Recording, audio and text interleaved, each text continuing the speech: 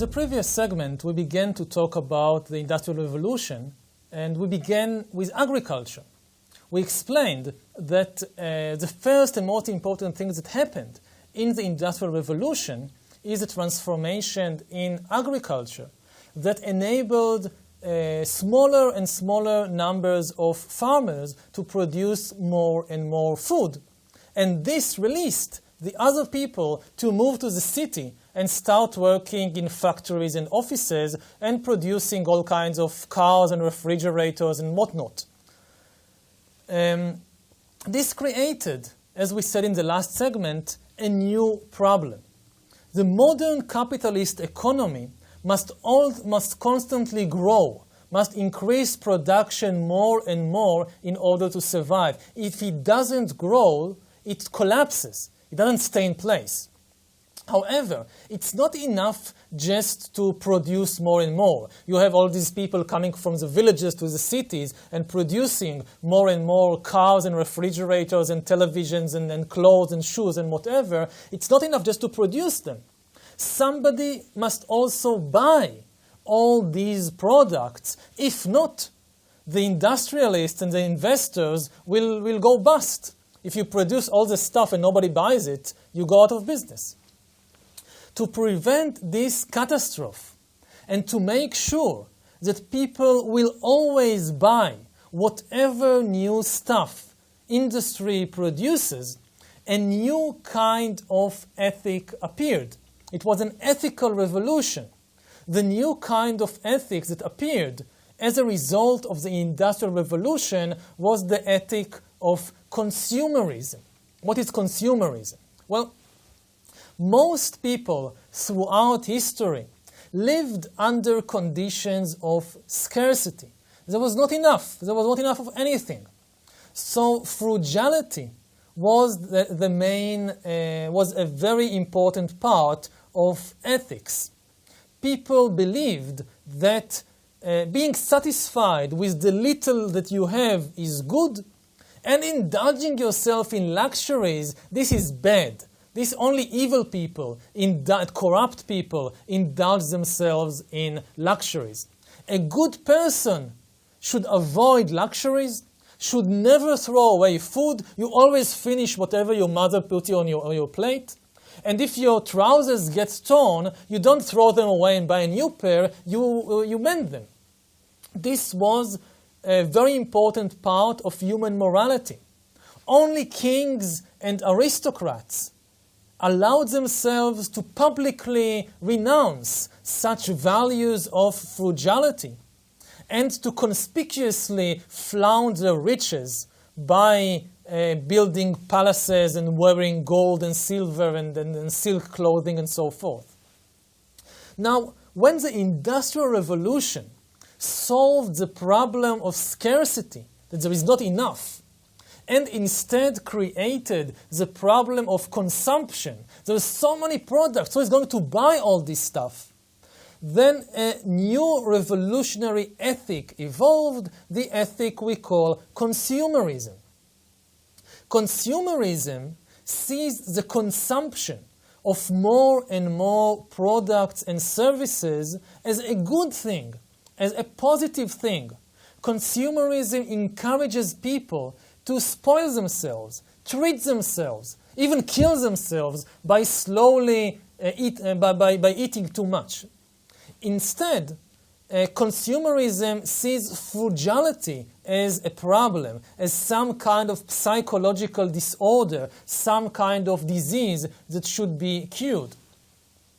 Consumerism has worked very, very hard with the help of popular psychology and advertisements and TV and so forth to convince people that indulging yourself is good for you. Whereas frugality, being satisfied with little, this is self-oppression. This is something not good. If you want to buy a new clothes, go ahead, buy it. If you want a new car, take a loan from the bank and buy it. If you want to eat that cake, go ahead, eat it. You should treat yourself. You should listen to yourself. If you really want something, then just go ahead and do it. This is consumerism. Now, consumerism has succeeded.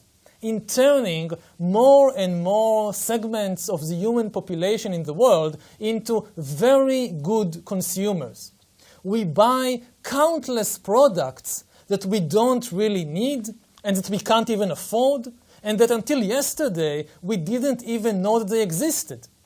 Manufacturers actually deliberately design short-term goods and invent all kinds of new and unnecessary models of perfectly satisfactory products just in order that we can purchase more and more products every year. Shopping, over the last century or so, shopping has become a favorite pastime of more and more people. And consumer goods have become essential mediators in relationships between family members, spouses, friends, parents, and children. If you want to express your feelings, you buy something for your friend or for your child or for your parent. Even religious festivals, religious holidays like Christmas became shopping festivals.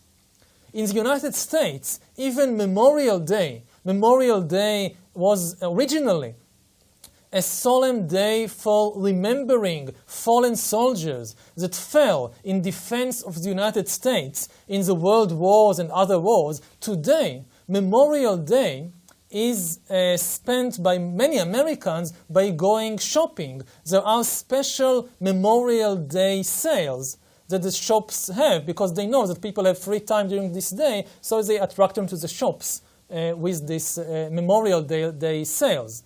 Perhaps they think that the defenders of the United States, what they really wanted us to do in order to commemorate their sacrifice is to go shopping, to prove that they did not die in vain. This rise of the new ethic of consumerism is manifested perhaps most clearly in the food market. Traditional agricultural societies lived in constant fear of hunger and starvation. Today, in the affluent world, one of the leading health problems is not starvation, it's obesity. And actually the poor are more in danger than the rich. At least in the United States, the poor are more in danger of obesity because they stuff themselves with hamburgers and pizzas, whereas the rich eat all kinds of organic salads and fruit shakes, so they are less in danger. Each year, the population of the United States spends more money on diets than the money which is needed to feed all the hungry people that remain in the world. This phenomena of eating far too much and then doing all kinds of diets and exercises is actually a double victory for consumerism. Instead of eating little, which will lead to economic stagnation, because you don't need all the food that the companies are producing, people eat far too much and then they buy diet products and go to the gym. And thereby they contribute double to the economic growth. First, they contribute to all the companies that produce all this unnecessary food, and then they contribute to all the companies that produce diet products and gyms and so forth. How can we square this consumerist ethic with the capitalist ethic which we spoke about in the previous lesson, the ethic of the businessman, businesswoman, according to which profits should not be wasted. They should instead be reinvested in production. How to square these two different, one time we say go and buy, and sometimes we say no, you should invest in increasing production. How to account for the gap? Well, as in previous eras, so also today, there is a kind of division of labor, division of efforts between the elite and the masses. In medieval Europe, aristocrats spent their money carelessly on all kinds of luxuries, Whereas peasants, most of the population, they lived frugally, minding every penny not to waste it on unnecessary stuff. Today, we've simply switched roles.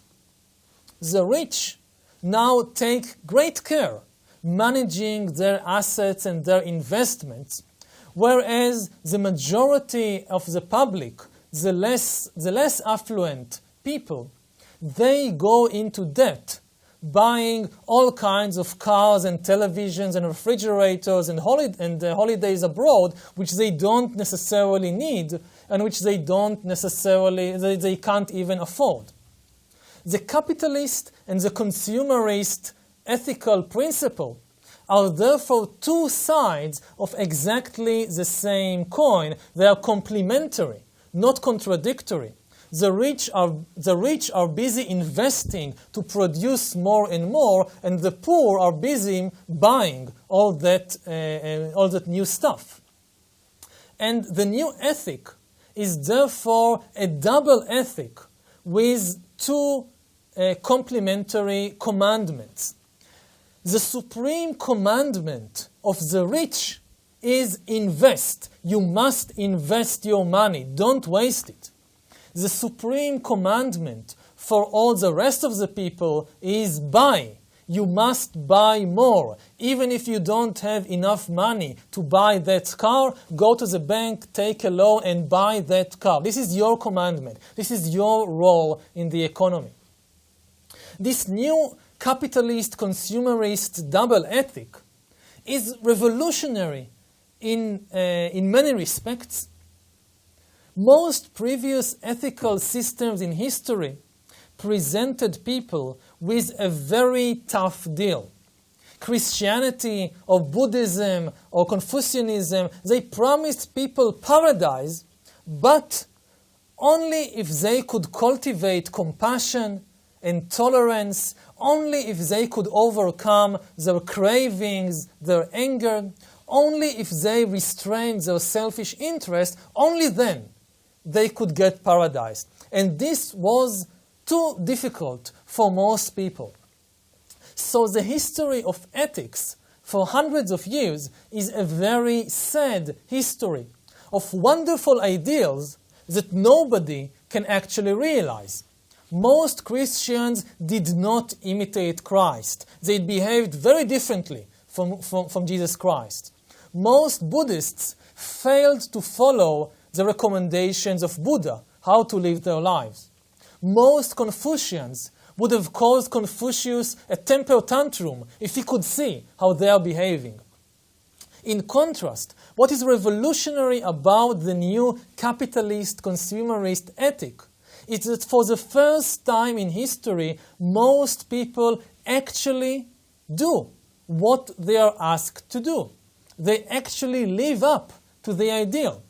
The new ethic promises paradise here on earth on condition that the rich remain greedy and spend all their time making more and more and more money, and on condition that the mass of people give freedom to their cravings and passions and buy more and more stuff.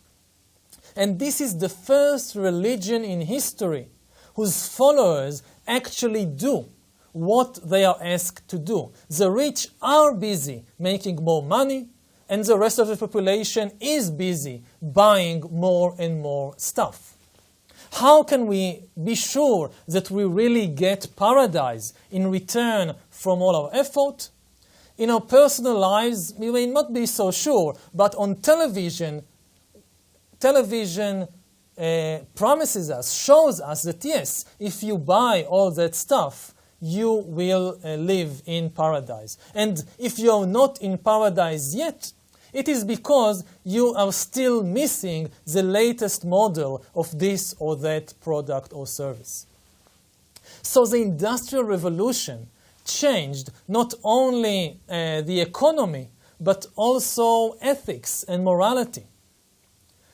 In the next lesson, we will see that the Industrial Revolution did something even more dramatic.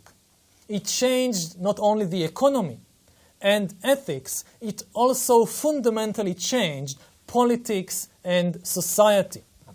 As we shall see, society and politics today are totally different from what they were 200 or 300 years ago before the eruption of the Industrial Revolution.